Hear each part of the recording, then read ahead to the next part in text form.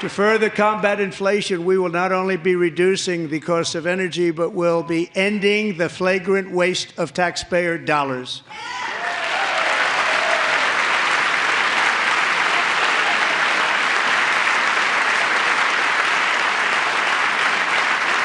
And to that end, I have created the brand new Department of Government Efficiency, DOGE.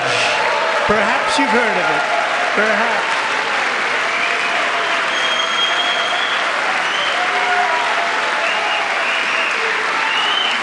Which is headed by Elon Musk, who is in the gallery tonight.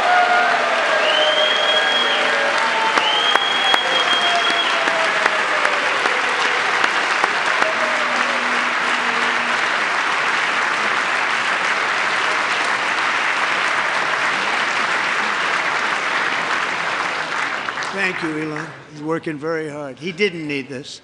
He didn't need this. Thank you very much. We appreciate it. Everybody here, even this side, appreciates it, I believe. They just don't want to admit that.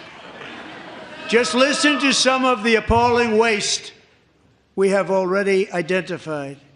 $22 billion from HHS to provide free housing and cars for illegal aliens.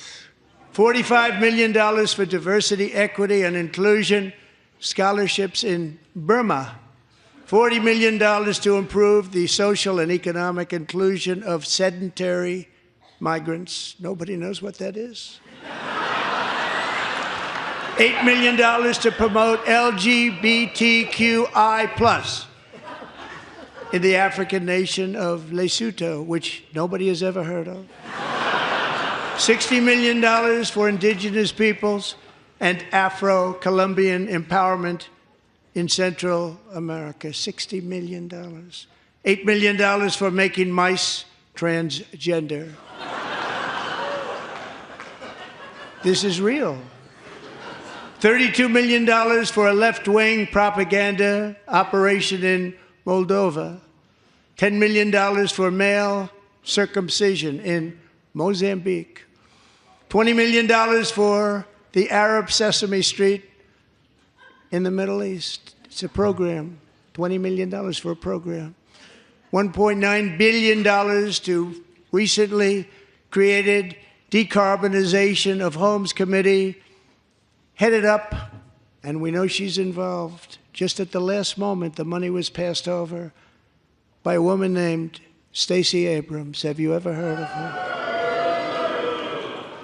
A $3.5 million consulting contract for lavish fish monitoring. $1.5 million for voter confidence in Liberia. $14 million for social cohesion in Mali. $59 million for illegal alien hotel rooms in New York City. He's a real estate developer. He's done very well. $250,000 to increase vegan local climate action innovation in Zambia.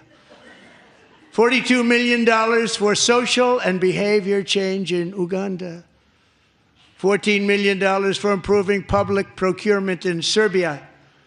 $47 million for improving learning outcomes in Asia. Asia's doing very well with learning. We know what we're doing.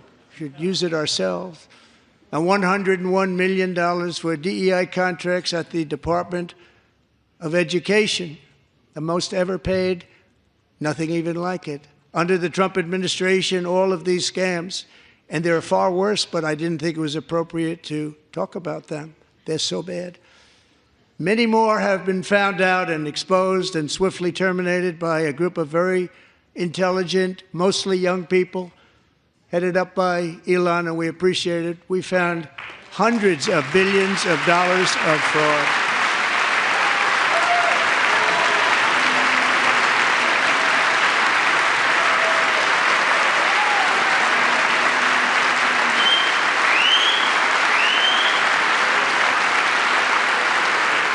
And we've taken back the money and reduced our debt to fight inflation and other things. Taken back a lot of that money. We got it just in time. This is just the beginning. The Government Accountability Office, a federal government office, has estimated annual fraud of over $500 billion in our nation, and we are working very hard to stop it. We're going to. We're also identifying shocking levels of incompetence and probable fraud in the Social Security program for our seniors, and that our seniors and people that we love rely on.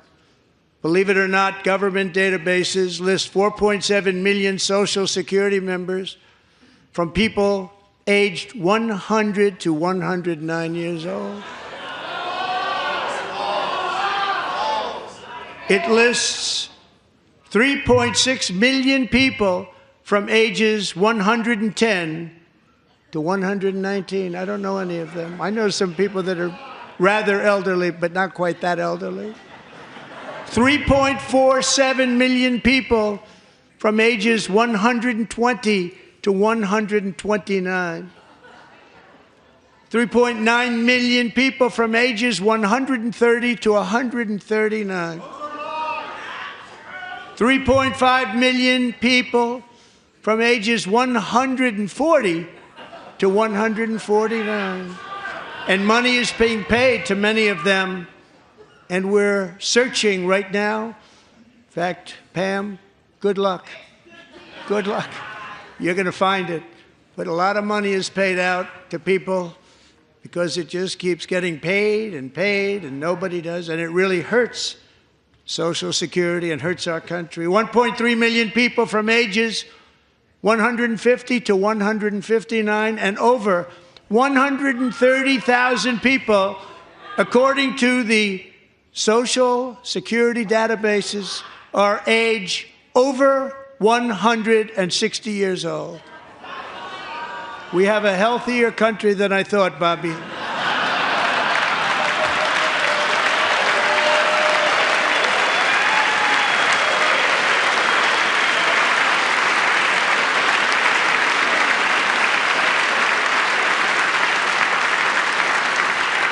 Including, to finish, 1,039 people between the ages of 220 and 229, one person between the age of 240 and 249, and one person is listed at 360 years of age.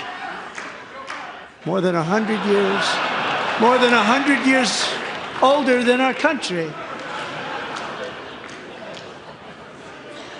But we're going to find out where that money's going, and it's not going to be pretty. By slashing all of the fraud, waste, and theft we can find, we will defeat inflation, bring down mortgage rates, lower car payments and grocery prices, protect our seniors, and put more money in the pockets of American families.